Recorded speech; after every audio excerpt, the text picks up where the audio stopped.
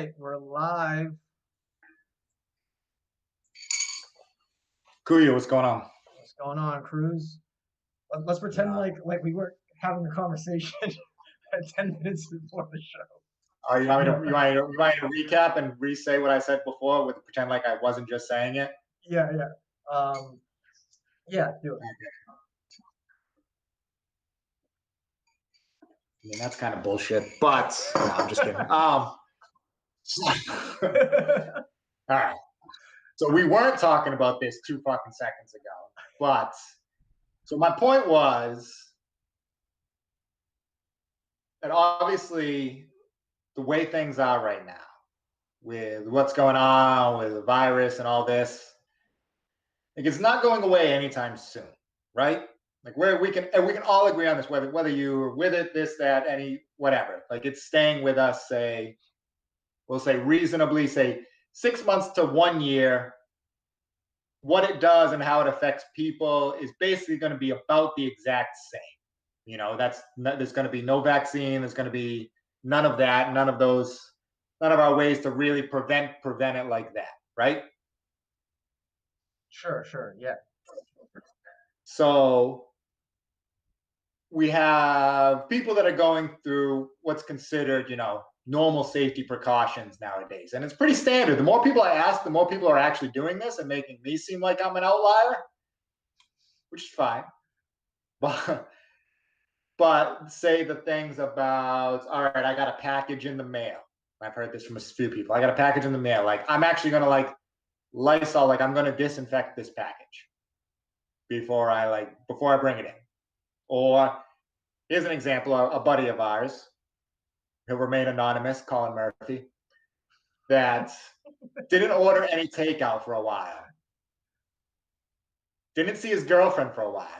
Finally breaks down, is like, you know what? I need to see my girlfriend. Hung out with his girl in his cars separately, drinking together, but just sitting in separate cars. All right.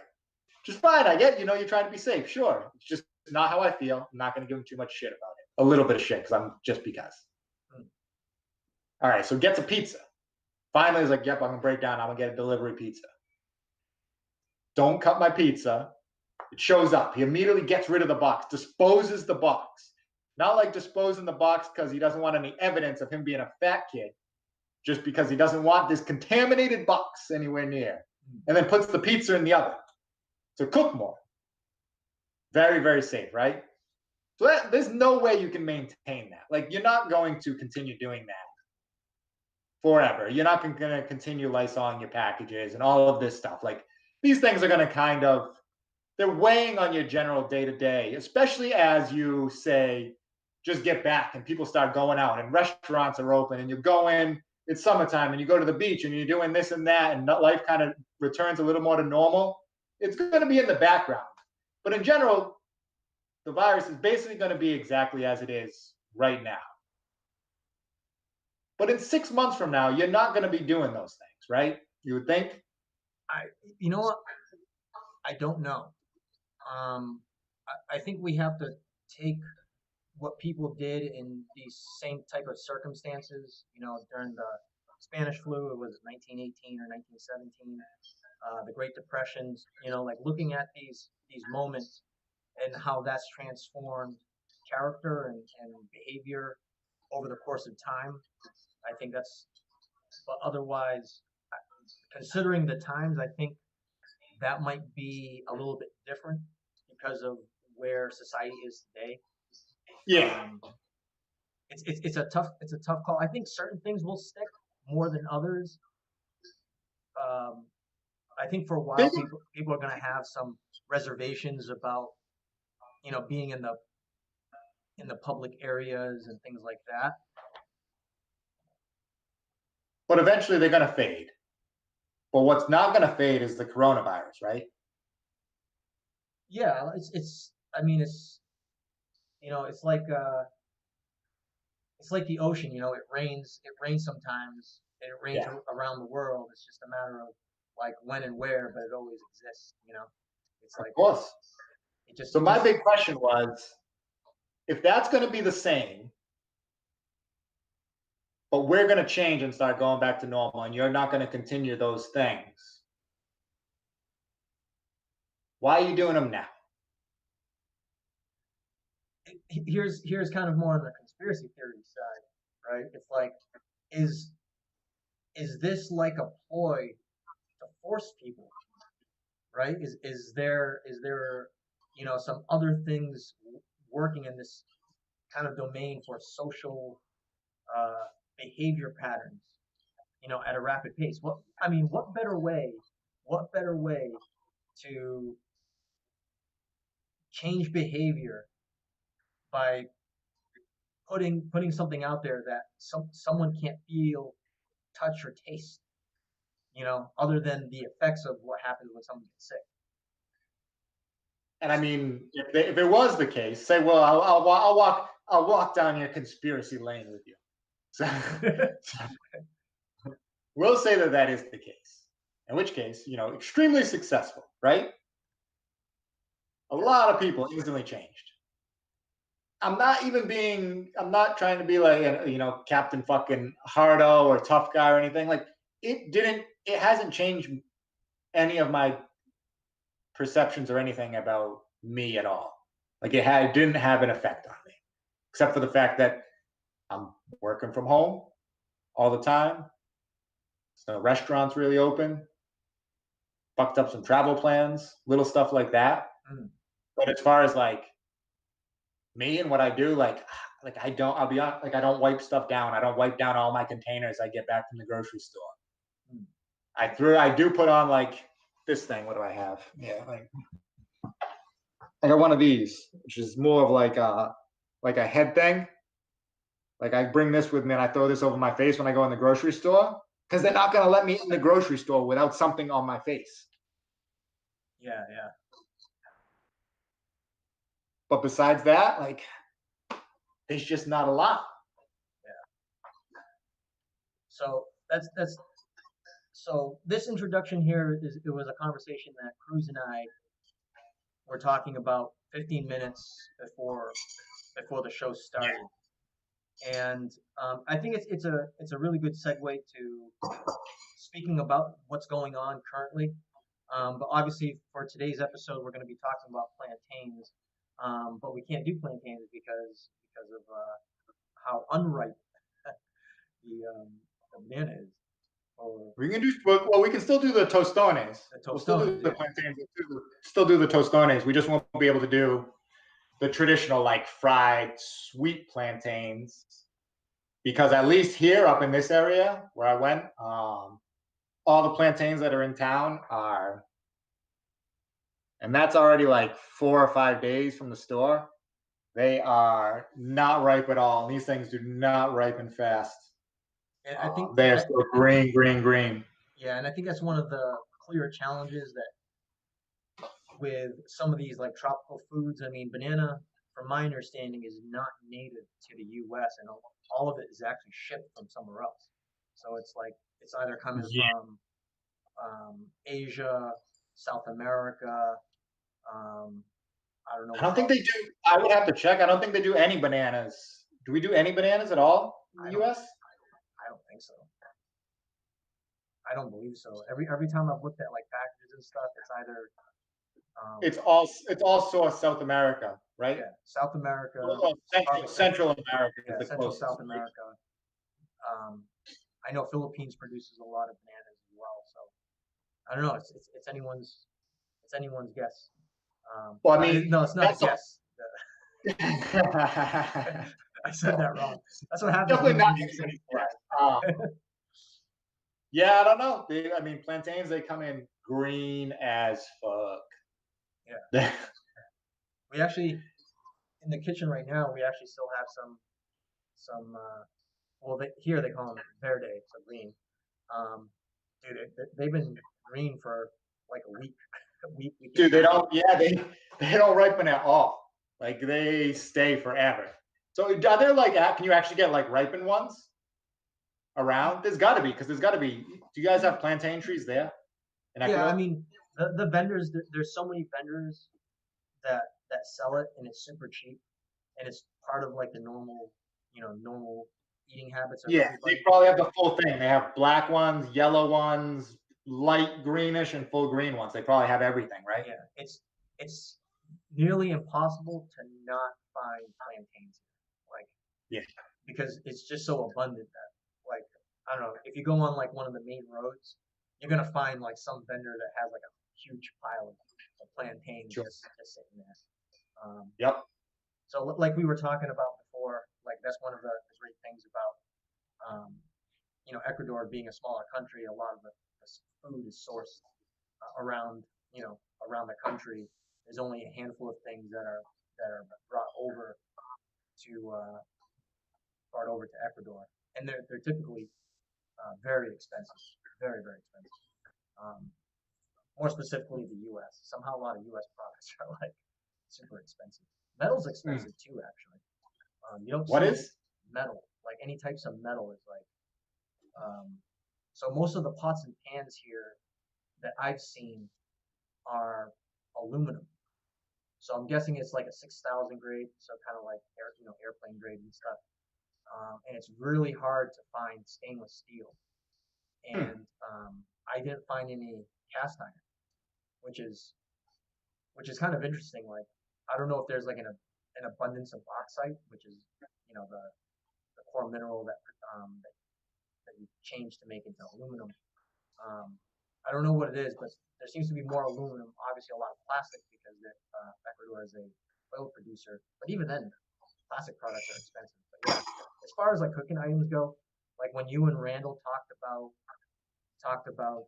like cooking tools and stuff, and you guys like using stainless. That's one of the things that's really hard to find is stainless items here. And if you do find it, it's like incredibly expensive. It's like double or triple or quadruple like what's in the That's U.S. kind of crazy. Yeah, like you're not gonna find like copper pipes. Really, really tough to find. Um, it's what was it? Uh, PED or PE, whatever whatever polycarbonate that they use for like water pipes and stuff. Yeah. It's mostly plastic out here, so you're not gonna find um, steel or it's you have to go to like very specific places. I mean, that's one of the things that I definitely do miss is just the availability of kind of random stuff that you can find in the U.S. Like just going to the hardware store. Um, Hmm. even I want to say like the foods are that hard to find. Ribeye is hard to find, so there's no way Hmm. I could make ribeye out here, Yeah, yeah, yeah. I actually had one yesterday. It was delicious. unfortunately. Nice. I'm jealous. It's Sunday. Yeah, Sunday.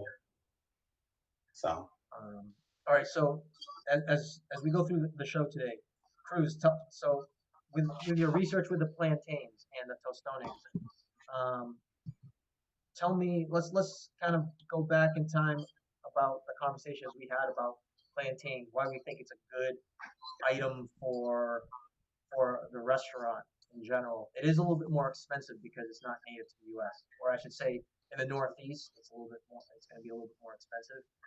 But as far as like why you and I agree that it's just an amazing dish. I mean, honestly, I would eat this stuff like all the time.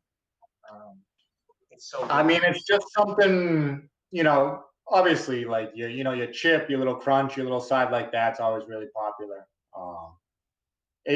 Honestly, I think we got there because just personal. Like we both love, like I love fried plantains. I love tostones. Mm, Uh, I haven't met too many people that end up trying them that are like, oh, I don't like this mm, at all. It's something that unless you're going to say like an actual like Spanish or Puerto Rican place or going to like a Brazilian like rodizio mm. and like it's not commonly served in any place unless you're actually going to like a more Spanish, South American, Central American style restaurant. Like you don't just see plantains at your casual, American place. Yeah, So I mean, I love them. You love them, and we looked at them and thought we could definitely use them as one of our sides, or as an ingredient, as like, tostone chips on top of like a salad, and there's just a lots of different ways that you can use that one item too. So that was kind of an interesting thing. Because you have the fried sweet plantains just as a side, you have tostones as a side.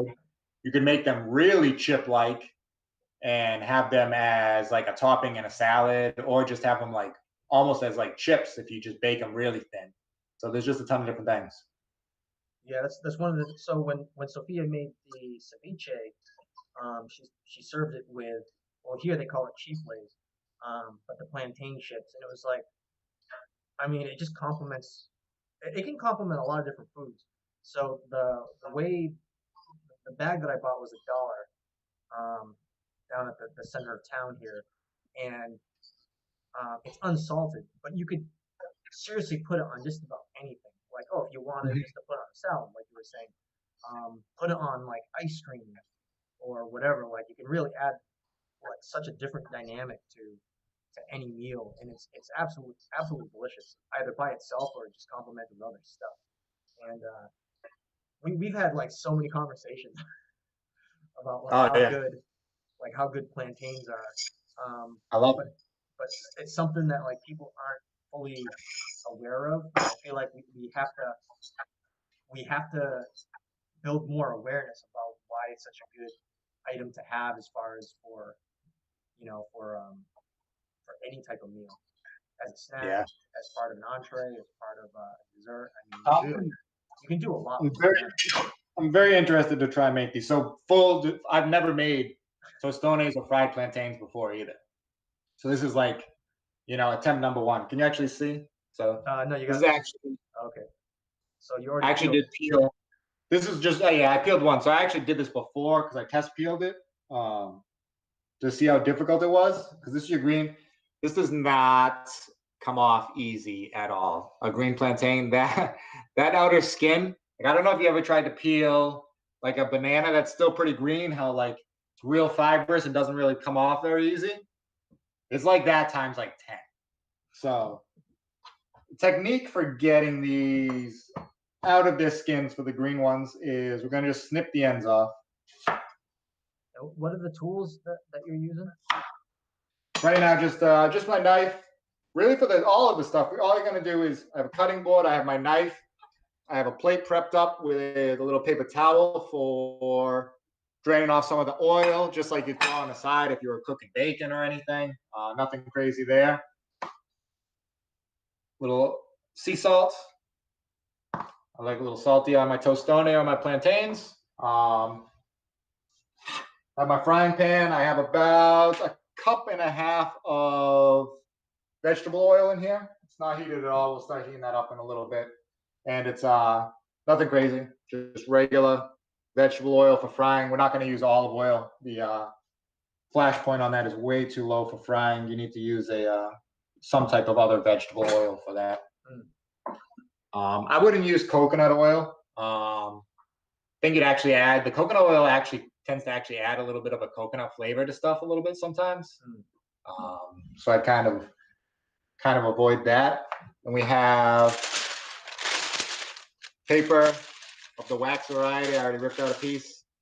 But we're going to smash the plantains in between frying. Mm. We'll put them in between there, and I'll use a wooden spoon, which I had around here somewhere. Oh, maybe I didn't grab it yet. You can use like a glass. You can use a pan. You can use whatever you want, but you'll just take it. We'll give it a little smash, or at least that's what I've been told, because I've never made this before. So we're going to see how this goes. All right. So I did my first test when I had snipped off the ends. Both these ends snipped off. What we're going to do is, with very carefully, you can put it down, you can hold it. We're going to just slice along. Is there any way you can go a little bit more in front of the camera? I'll show it once I slice because I don't have a cutting glove on, so I don't want to slice this in air and have it go. So you'll see right along here, I just sliced down just barely to get through the skin and not go too deep into the plantain itself. And then we're going to try and start working this off now. Once you get that first slice down, it's not too bad. So see, you can see here, I kind of got underneath. Step back a little bit more. Yeah, there you go. Right there. So you can see there, peeled off. Go a little bit more left. I mean, you're right. Go more to your right. Up. Up. Are you on target? I can't shape it. I can't shape it. There you are. And even just that, even with a slice there and everything, like this is, it's really fibrous. It's actually pretty tough to peel off. So I'm trying to be careful to peel off without destroying it. Just throw that, don't worry about that.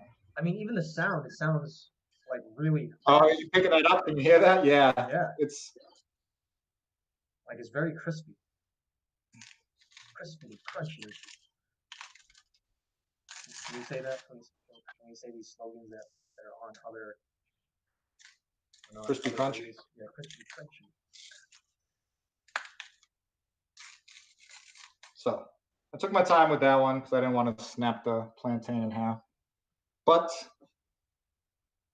clean, peeled, pretty straight. I mean, that's not that complicated. I was just honest. I was surprised about how firm and how difficult it actually was to get that off the first go. Like, so I'm probably gonna peel one more of those. Let's grab them.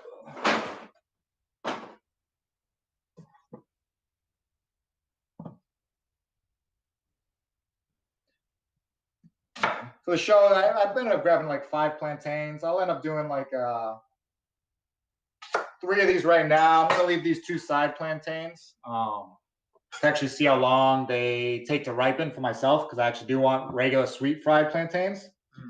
So one of the other ones, so for the tostones, the green ones, the green fried plantains, you're gonna be doing them like this, green. If you wanted to do sweet fried plantains, which is, I like tostones, I love sweet fried plantains. You're gonna be using a plantain that is yellow with black spots. So think of just like a really ripe banana. Exact same thing. So I'm going to leave those couple other green ones that I have, try and let those ripen up, and then make some fried plantains on my own for myself. Could you turn your laptop just a little bit, just so yeah, be more centered? Just a little bit more. Perfect. Yeah, unfortunately, the way the like the video shows up, I'm like that top right hand corner. I am so fucking tiny. Like I look like I'm in the middle of the whole screen. Like I couldn't even tell. Yeah. So on the production side of things, I zoom in to the actual video, so there's a little bit more pixelation, but it's the picture is a little bit offset. So like you have to kind of move a little bit more to your right to get centered on the picture. When did you say you're coming back? June? June 4th, possibly. I mean, there's no telling when anything's going to change travel wise. It's all tentative. Yeah, it could easily. Well, like we were talking about before, right? Like, so you sent me your itinerary for flights, and I let other people know, like other friends know, hey, I bought, Cruz and I bought flights for Colombia, so we can go on an adventure. And then, one of the friends was like, oh, you're that confident about, about traveling? I'm like, no, flights are just super cheap, and if you can't fly, you just cancel it and you get your refund. Who is that? Who said that? Do I know who this person is? Brandon. Brandon said. Brandon, quit acting like a little bitch. No. Like the way I look at it, it's a win. It's a win-win. If we can't go on the flight, we can't go on the flight. No harm, no foul. And to top it off, I mean, total, honestly, the flight to the U.S. and the flight to Colombia for the round trip back, back to the U.S. and stuff, total was like $700. Yeah, it's crazy. Yeah, like it's crazy. just anyone who doesn't know what ends up watching this video, that's super cheap to travel Ecuador to US, US to Colombia, back to the US. That's super cheap because when I flew into Ecuador, it was like 430 bucks, just a one-way flight. Not That was that I just one way was, there. yeah, And you flew into the capital, did you not? You landed in the capital in Ecuador. no, no, Quito's the capital, but the bigger airport, um, I flew into, Did you which is you Guayaquil. flew into their airport, right? Then you Yeah, flew into their. So we're flying. So in the Colombia one too, we're not landing in Bogota. We're not land. yeah, That would be that's way true. cheaper. Yeah, good point, Way good point. cheaper. Look at those prices. We're landing direct over to Cartagena, which is a way smaller airport. Yeah, Like it's like almost double the price difference between the two. yeah. Like yeah, you could go round trip right now to Bogota for probably like $200.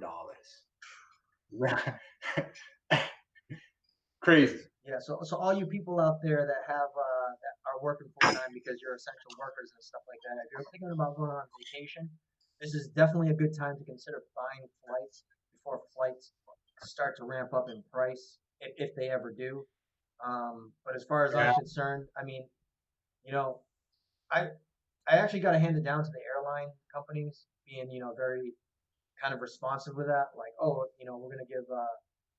we're gonna give a refund, to people that book flights. And if you book flights, There's really uh, no restriction on it too. It's just like you can. It's a free, just like cancellation. yeah, Like, there's no restriction on it except for the time frames, uh, which is crazy. yeah, And like I think so. I don't think the big thing for us is going to be whether the flight is flying. I think the flight by then is going to be flying. It's going to be what are the restrictions in Colombia at that time? Because I'm not landing in Colombia to get quarantined. yeah, yeah. So but that for us right now, I don't think it's like a major issue because all the policies and all the rules and everything else is like it just changes kind of every day. And a lot of it's No, just yeah, sit and wait and find out what's up and coming. Oh, on top of the just fact, there's no change fee on flights. I don't know. no, no. We So can keep rolling it out. yeah. We can just So keep rolling it out. so again, So if someone's interested in going out for like interested in possibly taking a vacation during the summertime, I mean it's it it's not that expensive right now.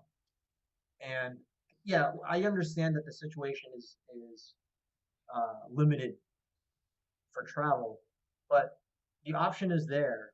There's little to no, there's little to no risk involved. It's like, yeah, buy the flights. You know, that's why it's free kind of change, free cancellation. yeah, it's kind of crazy. It's kind of crazy to think um, that prices would be that low. But Oh yeah. So my backup plan, Kuya, just so you're aware, is if this thing keeps getting rolled out, which could happen mhm, with everything, if it starts going like a little too long, I might just ixnay the Columbia till next year, back mhm. around when it's better like travel season. Um, and say, hey, do you want to go down to Chile in like end of November, December, which is going to be their summertime then, and do a whole stretch down there. Um, I'm not against the idea. I mean, like do you know what I I'll mean? Just yeah, because yeah, like the travel times, like Colombia is better in that like March, May, June kind of stretch yeah, as yeah, far as there. Like over like the December, January, and February is like big holiday time, big like local Colombian time off. It's kind of crazy, kind of packed. It starts to lay off in March, and the weather is like real solid March, April, May, June, all still pretty decent. July starts getting ridiculously hot and ridiculously rainy all through August and September and stuff. Um, and then you get that fall kind of time where it's a little different, which wouldn't be too bad. But we could always switch it up and just head down south. Yeah. Well, Chile was on my top of the list of like places, um, places to go as It's far huge on as, yeah. yeah. I mean, because one you get like what is it, Patagonia. Wait. I mean, that'd be. I know that some parts to go south is is very remote. It gets very remote, which is kind of like I don't know if So you're interested in that, but we I have to am. go. If we go to Chile, we have to go as far south. We have to go to the tip, like the end of the world tip, like the farthest south, excluding Antarctica. Like we have to go I'd be totally down with that. I mean, there. it's remote. Yeah, but you have to go there, right? Yeah. Why can you? Why? It's just one of those. Like you definitely have to go. So hold on. Let me start slicing this before we get too distracted. Plantains. So before we're gonna fry these up, we have peeled, beautiful. I'm gonna do these in 1 inch chunks. Well, I think it all kind of ties in because this is the type of food. So the plantains are, very common in South America. It's a common type of dish. Plantains with a bunch of stuff. Like here in Ecuador, it's served a lot with soups, with um, with normal entrees and things like that. And then a lot of restaurants actually serve just like a banana for like an appetizer right in the beginning. That's right, because he's gonna smash that. Uh, you're gonna smash. Yes, a little bigger. Yeah, he's gonna smash that banana later on. 1 inch. We're gonna fry it up, nice little golden brown. Then when we take it out, we're gonna smash it. It's gonna really flatten it out. After we drain out some of the oil, let it cool just a little bit. Still gonna be warm. Put it between the wax table. We're gonna smash it. So we're just heating up some of the oil right now. Yeah, Actually, gonna sacrifice one of these little guys. and this is actually a really good thing too because tomorrow's Cinco de Mayo, so I hope everyone's gonna get the chance to. Oh shit! It is Cinco de Mayo. Yeah, Enjoy. gonna be doing nothing. uh, you know, everyone's gonna be trying to figure out a way to enjoy Cinco de Mayo. Yeah. Actually, Cinco de Mayo last year was my going away party in Oh yeah, when I left that's for right. Ecuador. So That's right. it's kind of strange that like, oh, okay, well I'm stuck in Ecuador. Yeah, coming up on about a year now. So here's the crazy thing, right? So I registered for the U.S. Like government like travel things so to help people that are out of the country. I have not heard anything or received any What do you mean? So what do email. you mean? Just like, oh, you're willing to go places to help anybody that's stuck or this or that or other stuff, or No, it's like just a registration for U.S. citizens who travel outside the U.S. It's supposed to be some like additional resource just in case something like this happens. yeah, would you register with the embassy? Like, I'm going to be traveling and let them know stuff and that. Yeah, and I have not received any word or anything like that. There's no information out there that identifies like what's actually going on as far as like travel goes, which is very odd. Like I can't. So I might have said this before in a different video, but I can't travel from one province to the other.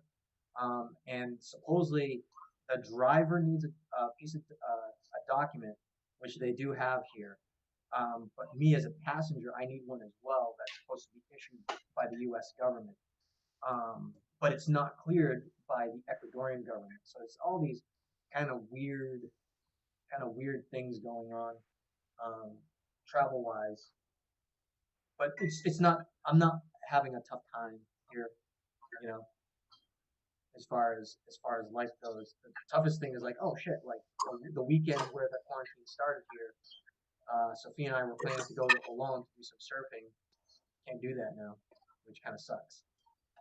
I mean, so like the world numbers. When I look at the world numbers for Ecuador, like they got hit a bit in what's the right near you, Guayas? How do you say it? Guayas, yeah, like Guayas. Guayaquil. Yeah, but overall the numbers haven't been crazy there. It's the Also, I don't expect the same level of testing as here. yeah. It's I don't. Again, it's one of those things. I believe the conspiracy theories. I believe whatever the doctors are saying. So it's tough to tell like what's real and what's not real Out there. information out there. It's literally impossible because you get you get certain doctors and whatever and these experts and stuff. They talk about like, oh, do this, and then later on it's like, oh no, don't like don't wear a mask, and then do wear a mask, and then it's you know 6 feet distancing. Oh, wait a minute. Have vitamin C, which is kind of normal. Like to me, like I've come up with a conclusion as far as like safety goes. It's like just common sense stuff. Like have your vitamins, have your eat um eat right. Just do the normal practice stuff. Wash your hands. Normally I actually wash my hands more than usual, but it's really weird, and it's more and more I start to like consider that the conspiracy theories could be right. Yeah, no, it's yeah, for sure. It's just what is it like? I don't know. I was watching like some conservative like news outlet thing, and they were describing like, oh, there's a news piece from the magazine Newsweek describing that Dr. Fauci, the guy who's been spearheading what to do in the U.S. and stuff like that, has ties to the labs in Wuhan province for funding virus research. Yeah, yeah, yeah. So you're like again, it's like, how do you digest any of that information? It's like, is it real? Is it fake? Like, who's telling the truth? Yeah. I mean, I guess you look at it like who's been affected. So I know, with the whole 5 degrees or 6 degrees of separation, I know 3 people that have gotten it. One being, you know, can I say who? Yeah, Yes. Yeah. And then my cousin and my sister's roommate or like friend's roommate. And that's it. Those are the people that I know. And like obviously people talking to each other know like that's the only people that I know that have gotten it, been affected by it out of all of the people that we know. And do you know a lot more? I do actually know a lot more, um, but the degree of like how bad it is, like how it's affecting the people, that's kind of you don't know, or I don't know, Okay, so because the oil is warmed up now. I'm turning it down a little bit because we want like a warm oil. We don't want it to go too crazy. We don't want it. Looks like this might be a little.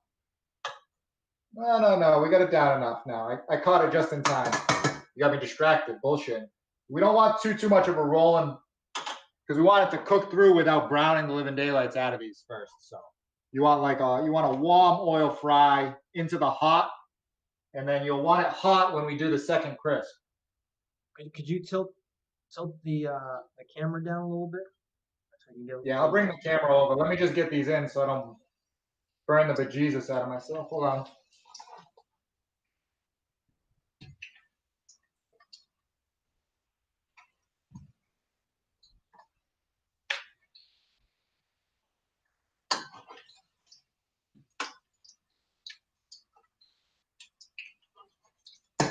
All right, so I'll say the oil, not gonna lie, oil's a little hotter than we wanted.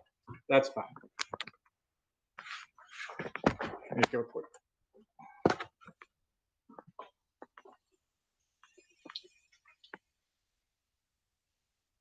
So move the camera a little bit more to your right. There we go. Okay. Yeah, that's better.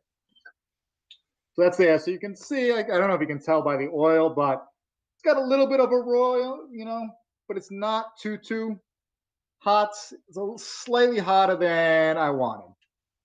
So it should only take about 4 or 5 minutes, I would say, to get these to a nice golden brown and cook them through. It's a plantain. It's not like it's this absurdly thick, overly fibrous. It's going to take forever for the oil to get through. We're talking about hot oil. This should be, we're talking we're going to be cooked in about 4 or 5 minutes golden. So it's good. So we turn the temperature down a little bit. The roll is at a nice place right now, so that's good. Looks like it's actually still coming down a little bit, so I'm actually going to bring the temp back up a little bit because we want to maintain this. We don't want to let it come down too much. So I'm bringing it back up from a low to like a medium heat or so. Yeah, some of the rolls nice. So we're at a good, nice medium oil heat right now.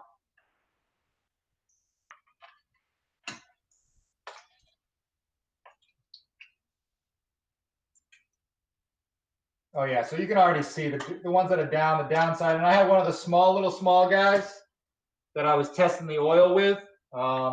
He's really browning up. I'll pull him out and show you in a little bit. But yeah, we're probably going to do about 2 minutes on each side of these. Then we'll take them out, let them drain out a little bit of the oil.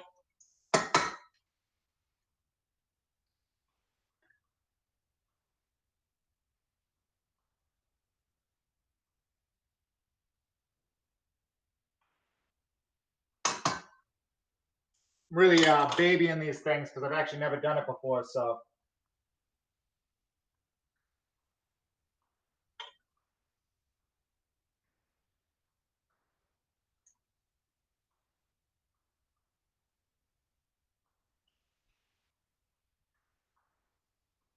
Like, so what types of things are you looking for as far as so right now I'm keeping an eye on the oil. I don't want it to get too hot, so I'm keeping that. So see, it's starting to heat up a little bit, but that's all right. Nice little roll and boil.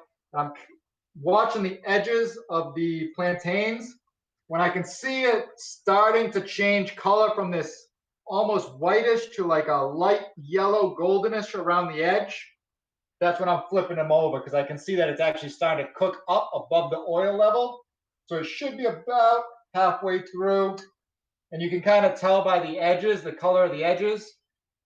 If that's already turning like a light yellow to light brown, you know that the underneath that's in the oil is already going to be a lot crisper. So you're going to flip them over.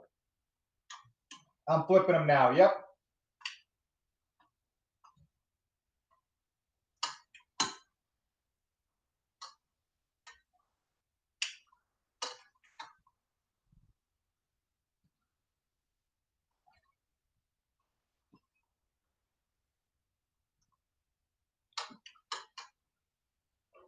Could you bring the angle down a little bit more? Yeah, of course. On the camera? Yeah, let me get this last guy flipped. All right, so these are all flipped over. That looks good. Actually, going to take this little guy out. Start him cooling off. Yeah, perfect. All right, it's a nice oil. We're going to leave that for about another 2 minutes or so. Crisping up. Let's check this guy over here. Okay. Well, one, it's fucking hot. I'm using the tongs. That stupid little plantain's still scorching. All right. See that nice crisp golden. This is one of the smaller ones that I use to just to test, keep an eye on the oil. See when it is starting to get hot, but that's what you're looking for on the initial fry. Nice light golden brown there. So, and while those are finishing up, I'm actually going to test smashing this to see what this is even like. So I have my wax paper. Put my wax paper down. Cotton board. Before you smash it, could you move the camera a little bit more? Or it's a little bit more. Perfect. And then tilt it down. Oh yeah, sure. That's sweet. Perfect. So, cotton board, I'm going to put the wax paper down. Small little guy, obviously it'll be a lot better with the larger one. fold over the wax paper here. I'm just going to take the back of this, press down. So obviously it's a plantain. It doesn't have a ton of resistance even fried. I don't want to smash. That was actually might have been a little too hard, or that was a little too small. Yeah, okay. That was good we tested it because without even trying, I smashed the shit out of that thing. So don't put that much pressure into it. It smashes, just casually smash the plantain. Looks like this thing got fucking run over by a car. So it's good we did this first little test one. It's like a Wile E. Coyote thing. I mean, I've had plantain chips this thin, and you can totally have tostones, but I like my tostones with like a little more. That might be because that this was just a small guy, or because I smashed the living shit out of it. I'm going with it's probably because I smashed the living shit out of it. So that's fine. That's why we tested that one. So I recommend doing the same at home. It smashes very easily. Let's head back over. Check on these. We still got a nice. These are looking pretty golden. Remember, we are going to smash these and cook them again, so they don't need to be done. Just a nice golden.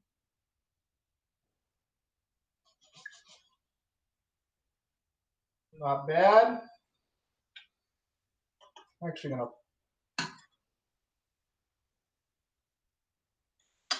All right, I think these should be all right.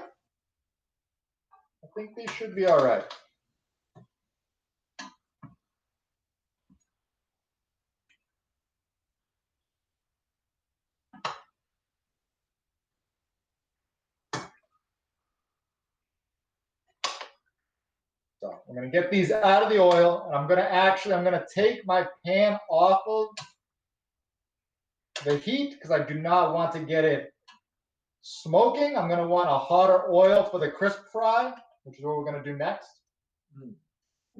But I don't want the pan, smoking. So we need to let these cool off and drain a little bit of oil for a minute.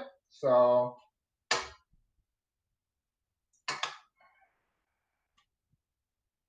let's take this pan off for a second so it doesn't get too hot. Actually, I'm lying. I'll put it down on a low. I'll put it down on low. Put it back on. Can you show that plate? Can you show that plate of? Bring it up a little bit more.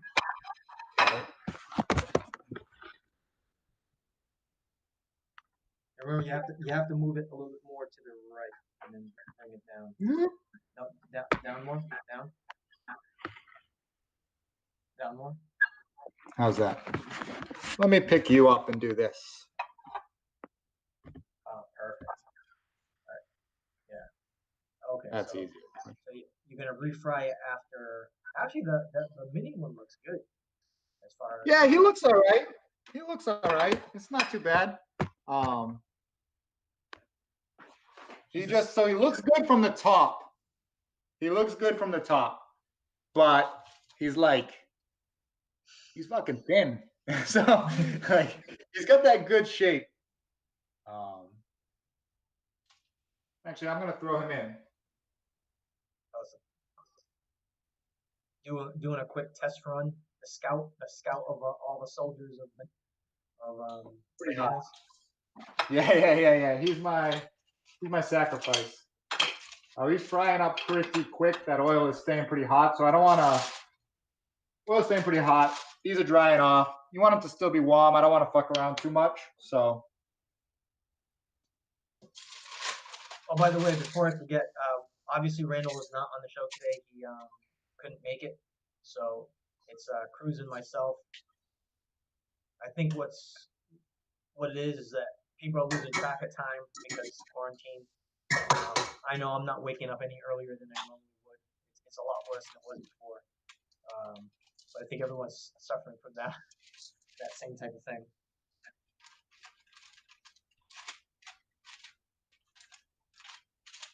Right, so let's inspect this one. So that came out like shit. So I smashed this one vertically.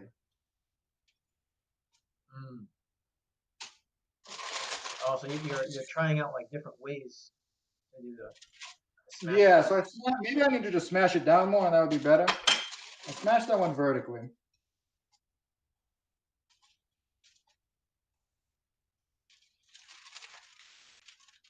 So look at, so you can see this. This is falling apart.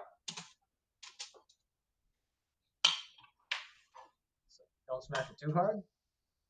No, it was just taking that little crisp guy out. So I'm gonna disappear for 1 sec. Let me just toss this in the garbage. Maybe take a rolling pin. Maybe on a whole bunch of them. Actually, yeah, you still have to test it out. So I think there is too much. Let's try a little something. So what I'm gonna do is, so this guy right here was probably 1/8 of an inch. He was real thin. And when he smashed down, he's this. He's been double fried now. He's actually looking pretty prime. These ones that are 1 inch thick was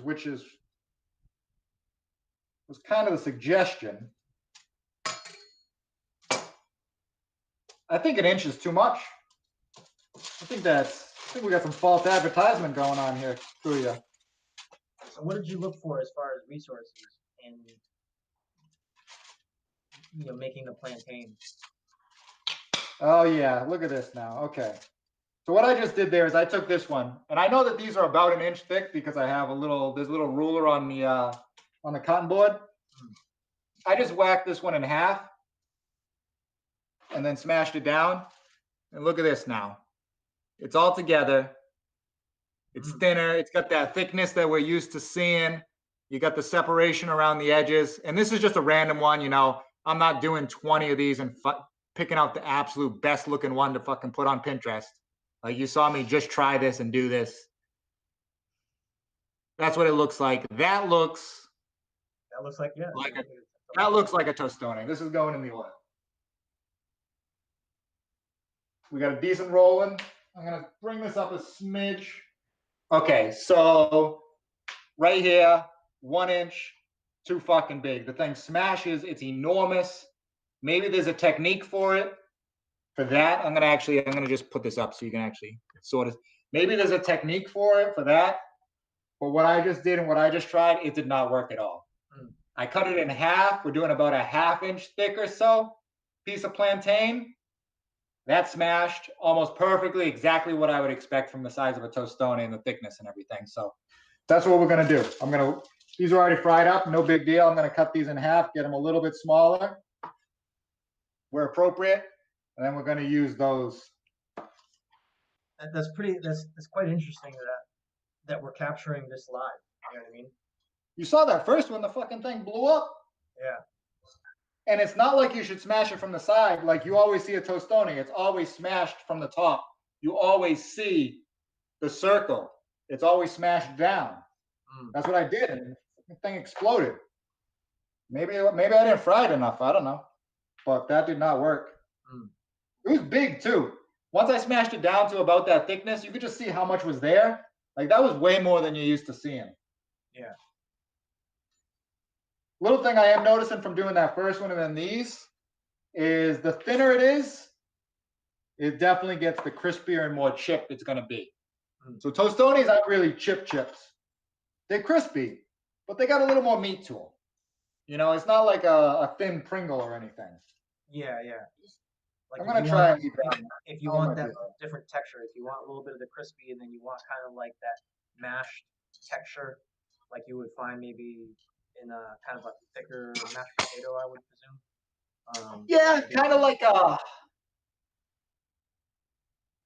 maybe like a really, really well done, like really crispy, like steak fry almost. That kind of like slightly meaty consistency a little bit.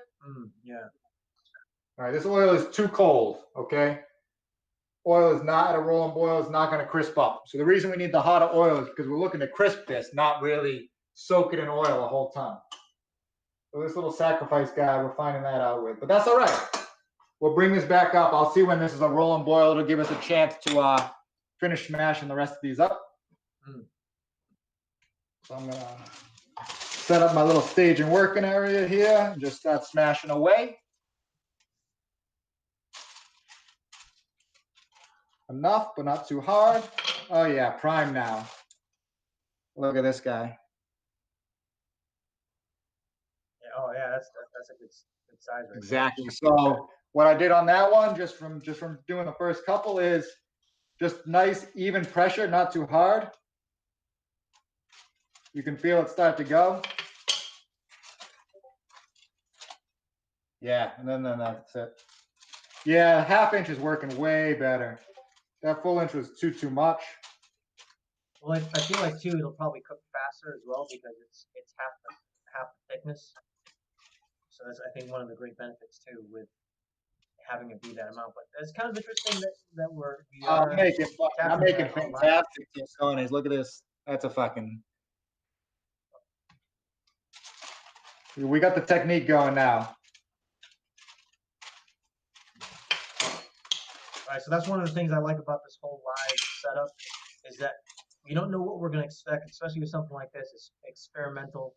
And notice, Cruz, I'm talking to the audience, whoever they may be, who will watch at any given time. That because it's live, and in this instance, Cruz is doing some experimental stuff. It's something that's new. It's nice to know that. That don't came out like shit. Okay, look at this fucking guy. Don't worry, it'll still taste delicious. We're still cooking it. Is that the 1-inch one? No. You just when you mash it down, you don't know exactly where, like, a certain little area of the skin is going to have a little more tension than the other area of the skin. So where it starts to like break out and everything, it's a little random.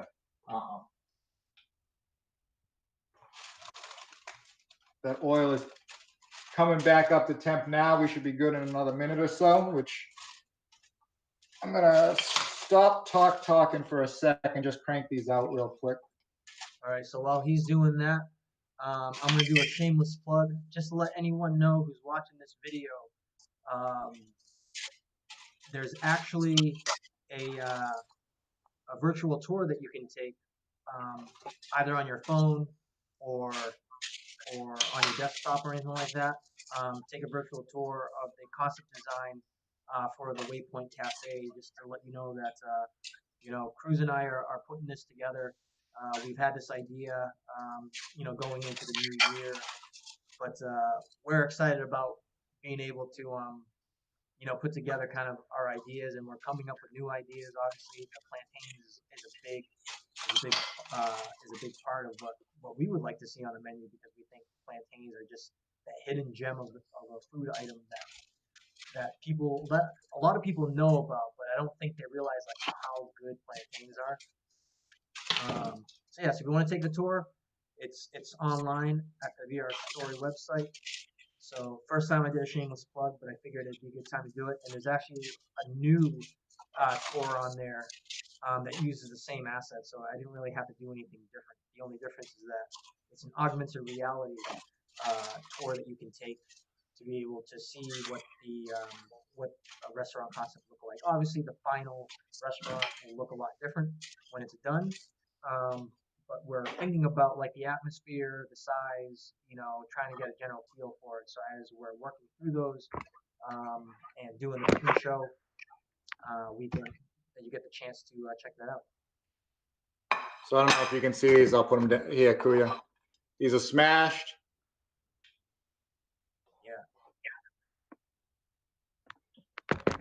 Yeah, that's really good shape, actually. Now, are you going to be salting these? What are you going to be doing afterwards, after they're fried and golden brown? Yeah, after they're done being fried. So this one I left in for a long time. It's okay. We'll still eat him. He is crispy. Yeah, after I am done refrying these. All right, so that is a nice roll and boil when I just drop that in now. So that is what we're looking for to crisp these up. Yeah, we'll put them out. We'll dry them off a little bit, but while they're still pretty warm, we'll salt them so that way the salt sticks.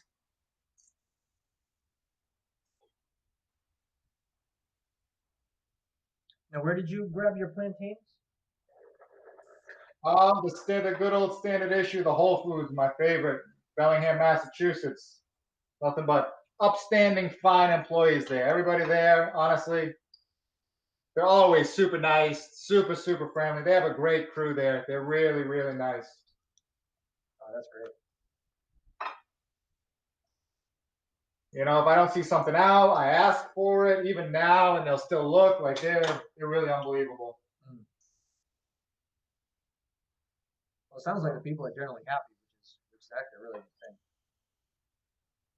All right, so this is the first guy that we made, the super thin guy. Oh, that's good. So yeah, this is really more like a chip-like. So if you're going to try and make like a chip, I would say you do it about a 1/4 inch thick on your slices. And then when you smash it down, you're going to get that real thin chip-like. You can toast these up. I did not salt it at all yet.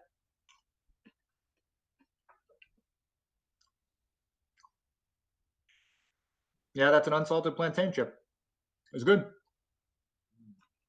far as like a green tostona, yeah. That's exactly what you expect. A little salt on this and a dipping sauce, woof, be in business. Heck yeah. It's not bad. It's not bad.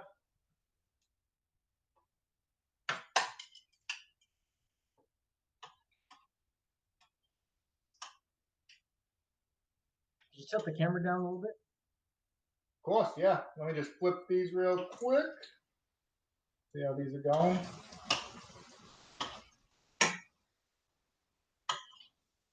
Yeah, so I mean, there is a fair bit of oil on the bottom of this pan, and it is frying, but I'm not deep frying. So there's only maybe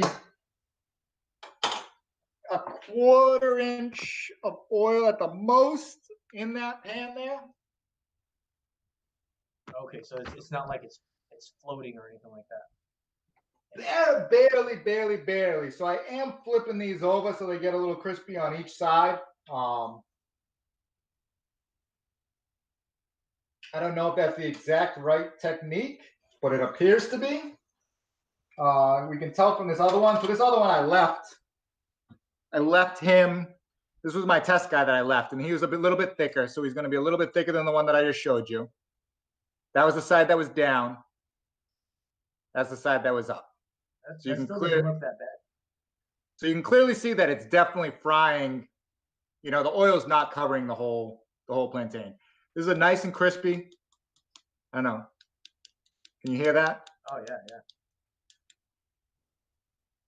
I left this in for a long time. It's still actually wicked hot. Oh, that's got a nice little crunch to it. Oh, if there's that a little salt, this wouldn't be fucking good. This one, I had that little salt. This would be wicked fucking good. That's not bad. I'd eat those. I think the slight little burn. Oh yeah. With like that little char. Oh, yeah. Man. That's great. Yeah, don't be afraid of a little stuff getting burnt when you're cooking it. Just a little char can add a little bit different dynamic to the flavor for sure. When you're back, we're gonna have to do a couple here where you can actually fucking produce here. You can do the camera angles. We can actually put up like a real production out. Yeah, I mean, I had this discussion with my sister about it. She was like, I told you about that, right? She was like, oh, you gotta, yeah. She was, she was giving me very good constructive criticism on the video production. She's like, I don't get what you guys are doing, and I go, it's a podcast style cooking show, and she's like, it seems like you guys are just hanging out. It's like, yeah, actually, that is true. That is true. Like we're being productive. Yeah. Who's this? Helena, Virginia? No, Aurora. Aurora? Oh, yeah, spot on, Aurora. You fucking nailed it. Yeah. It's like, why wouldn't we be hanging out? Like it seems like you guys are just hanging out. Like, yeah, we kind of are. What do you mean? We're hanging out, but we're also, getting something done. and she forwarded me this like this video. I mean, this Instagrammer who's who has sponsors and stuff. So I'm like, I don't know who this is. So she sends it to me, and it's this super attractive girl who has like a huge production crew, huge house, all this stuff.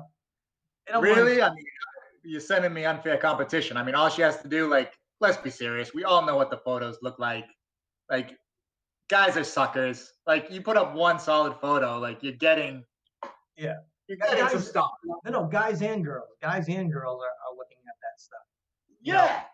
And I was explaining to her, it's like, there's no way that we're gonna come up with, like a $3,000 camera, doing this production. I'm like, we have limited internet usage. Cruz is filming in Rhode Island. Randall's films from Massachusetts. I'm like, it's going to be very difficult to be able to do that. Obviously, each time that we produce stuff, the same way that Cruz is experimenting with the cooking, I'm actually experimenting on the production side of things. So sometimes you're going to see like a lot of mess ups along the way, and that's one of the things that I like about the live show. So if anyone does get to the point where they're watching this video, the live show adds that element of surprise, and there's a lot of pre-production stuff that happens before anything goes live. But unfortunately, sometimes those things don't work out as planned. Like the previous video, we had a lot of errors, and my phone. I was filming from my phone, and that died. And at the same time, Sophia was actually on a conference call while she was cooking. So it bogged down some of the internet feed as we were broadcasting live, and then my phone died, and obviously filming from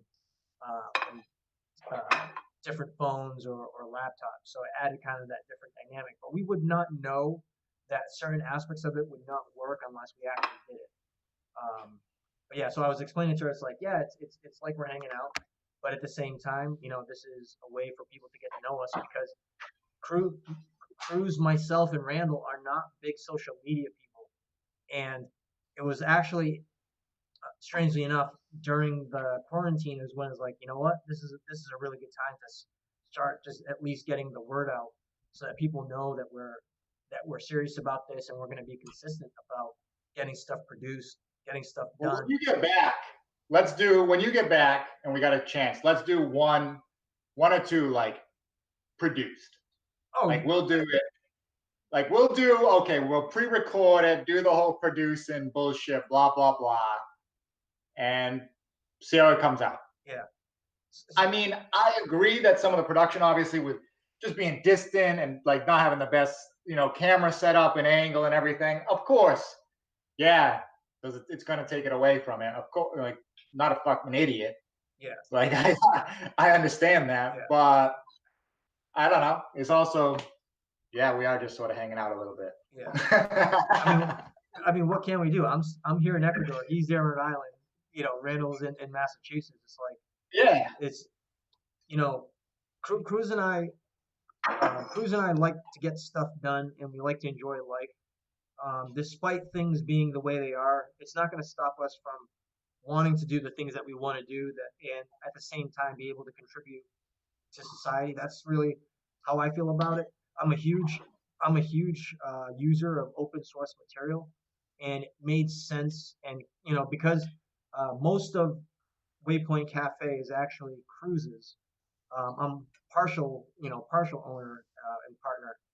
Um, you know, I talked to him about stuff like a lot of our meetings that we're going to be open sourcing soon.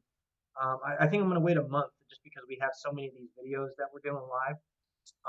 But we talked about open sourcing what we were doing because I think it opens up the ability for people to see, one, to get to know us, but also two, other people that are out there that are looking to get new ideas with cooking and stuff like that. I think are gonna, kind of dismiss the fact that some of the technical aspects of the videos aren't as well produced because the content that we're providing, especially like even today, is a prime example that smashing the tostones into smaller pieces yielded better results, at least for this time being. And that's something that, you know, in a live broadcast, you're gonna get those strange surprises.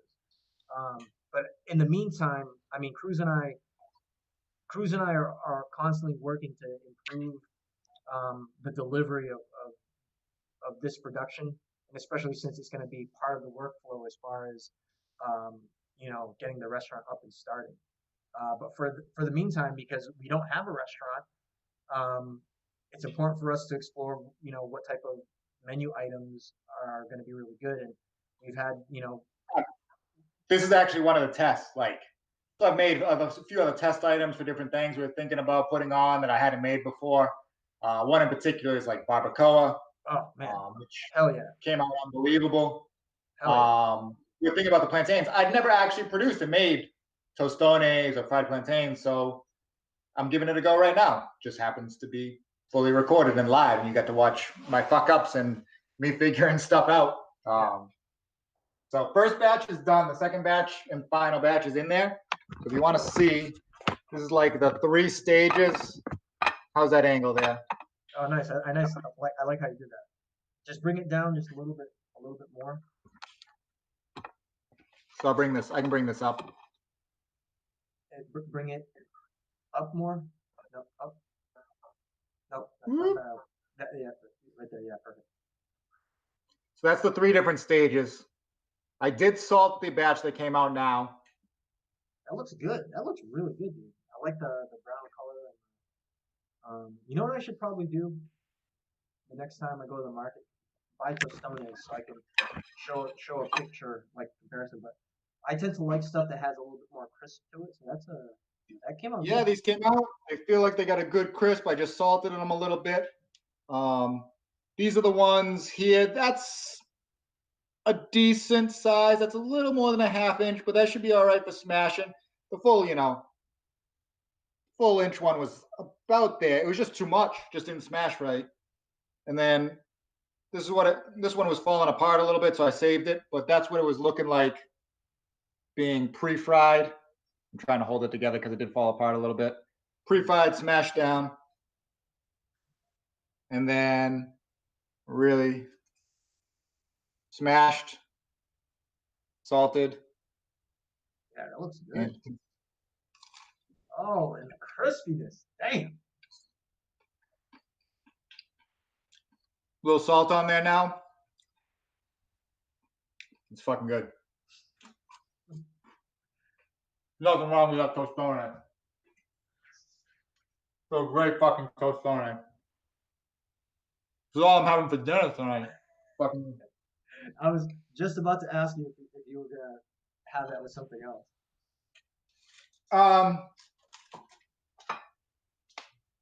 So remember that huge batch I made last week? Let me pull this down. I made ratatouille while you guys were doing the ceviche. Yep. And I completely overbought. But that's fine. I ate that entire fucking pot of ratatouille last week. I like powered through it. Wow. I was just eating like these massive helpings of it. So I have actually not done like my food prep or anything yet for the week. But I do have a little roasted chicken. So I think I'm going to actually just have probably some roasted chicken. I'll just heat that back up a little bit with some fried plantains. That's going to be dinner. I don't have any decent sauces or anything. I got a little barbecue sauce. But you can use these tostones to dunk in basically whatever you want. Like, they have their own flavor or anything, but their flavor profile is not strong. It's like a French fry. It's like a starch, like a potato, like that. Once it's like this, that it can go with anything, anything at all. And you get your daily dose of potassium too. This second batch, I left it a little bit longer. And I think you would like this second batch a little more. You can see the bottom ones there. Yeah. Could you flip one of them over? Just to, a little lighter there. But these ones are crispy. They look good. Amazing. I'm going to get a little salt on these before they cool off so the salt sticks.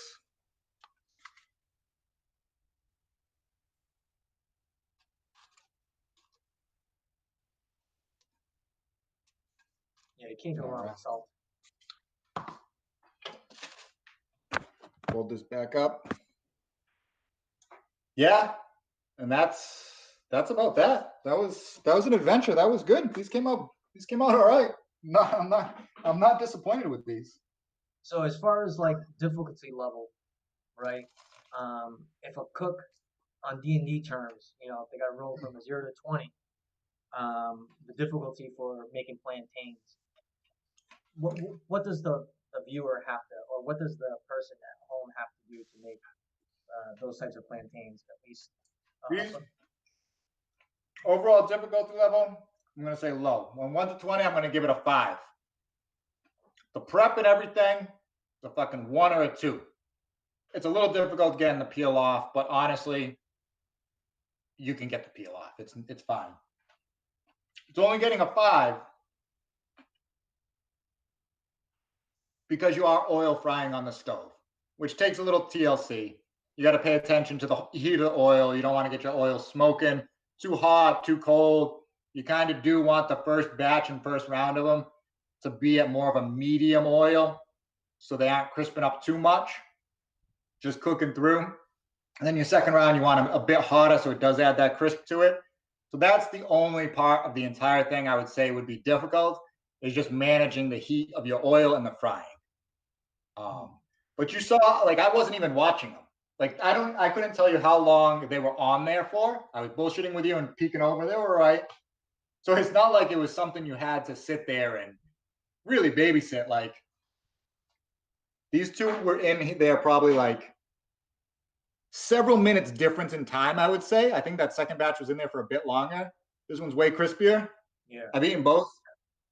They're both fucking delicious. Okay, they're fine. You got a lot of wiggle room with them. So pretty simple. Yeah, no, that was good stuff. These are pretty good. I'm sorry you're so far away because fresh tostones are kind of amazing. Oh, don't worry. I get plantains like 2 or 3 times a week. Oh, it's crunchy. Yeah, I think as for a restaurant, I would definitely serve them in that way, like a lot more crispy, because I know a lot of restaurants don't crisp them as high, but I feel like the texture would benefit if it was like going with something else because it's extra crispy. So from a business aspect, for you, I would go with this. I would go with the tostone over the fried sweet plantains. For one being, if you ever happen to accidentally have a surplus of these, it's fine. If they start to ripen, you have such a long leeway.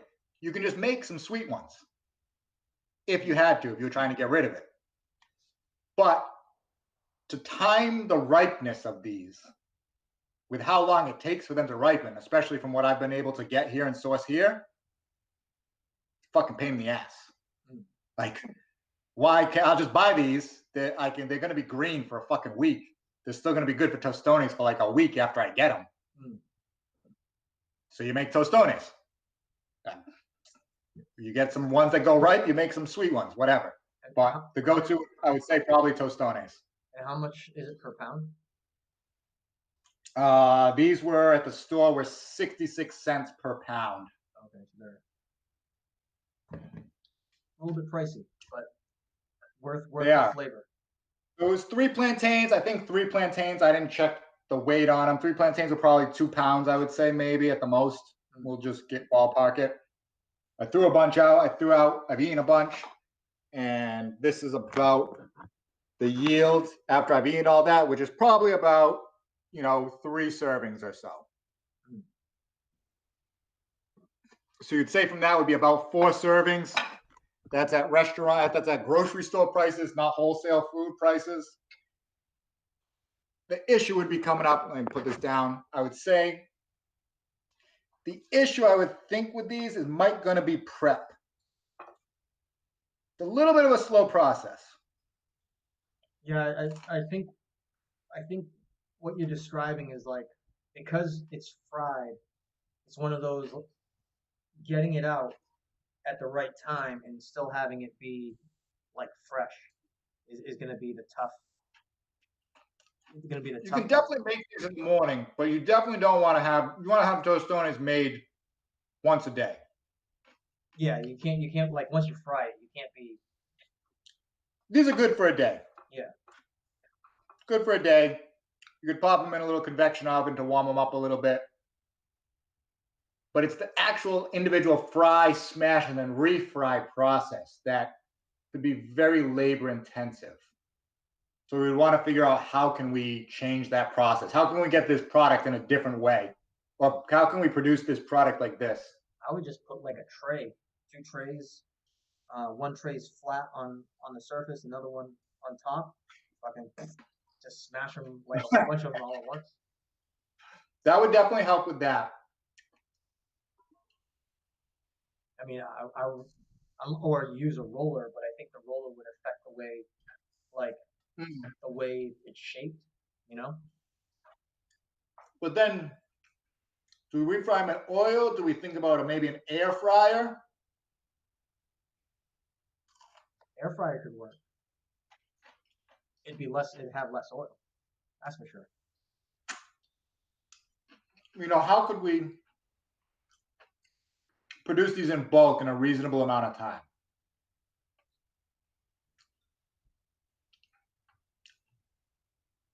I mean, They're fucking good. They're so fucking good. It'd have to be the same way. It'd have to be the same way as like potatoes, like fries and stuff, where they're deep fried, or it can't Yeah, be maybe I'm overthinking it. Maybe if you're making it in a big bulk batch, it's not bad. And it's one of those items you really want very fresh. Yeah, absolutely. This guy's super crunchy. Yeah, that sounds good. Oh, that was good. That was really good.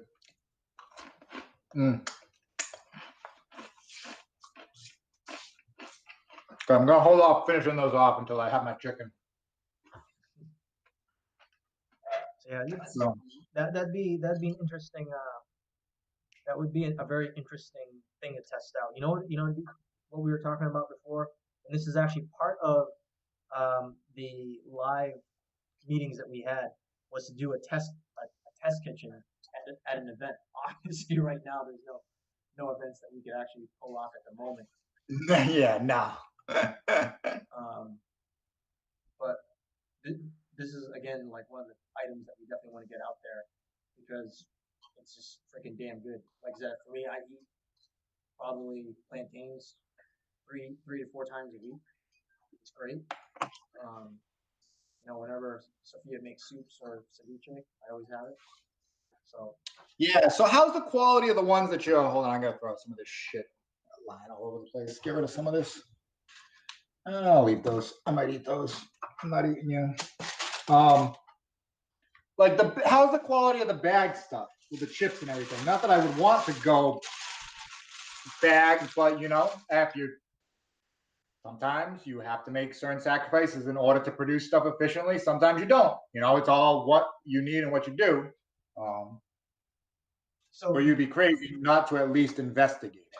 Yeah, well, over here, the plantain factory, or wherever they cook this stuff, like in the bags that I showed you guys before, is actually the next town over. So all right, so that's a little different. Yeah, that's more like what you're talking about is like mass produced, and I have tried the mass produced stuff. It's pretty good, but you do lose a little bit of that like freshness side of it, because all right, when I was in Quito, there was one store that just made plantains, and like you either bought a bag that was $1.50, or $1, and the dollar was obviously the biggest bag. I ended up just always buying it from this one store, just because they made them right. They made them right there. Yeah, they just made them right there. They made like really thin pieces, and then just took it home. I mean, I would just buy the stuff that's in a store, like a normal store that's packaged, and you can have for like 3 months before it goes bad. Those are good. But it definitely is much different when like a place that makes it just makes the plantains and it's just absolutely like I would just eat like a huge big bag for myself just because So I there like it there that much. is a chance. There is a chance with these. It would be a different technique that you could slice these, put them all on a sheet pan. Like if you brush the sheet pan with oil, brush the tops of them with oil, put them all flat down on a sheet pan, and roast them in the oven. Mm. That they might crisp up, and then you'd smash them after that, and then maybe I don't know, put them back in and char them.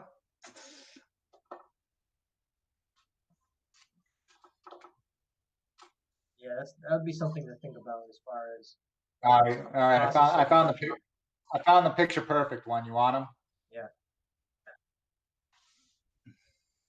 Oh yeah, yeah. That's you got little salt granules there. What's the other Oh side yeah, look like? super stir. Look, super even with little, broken edges. That's the,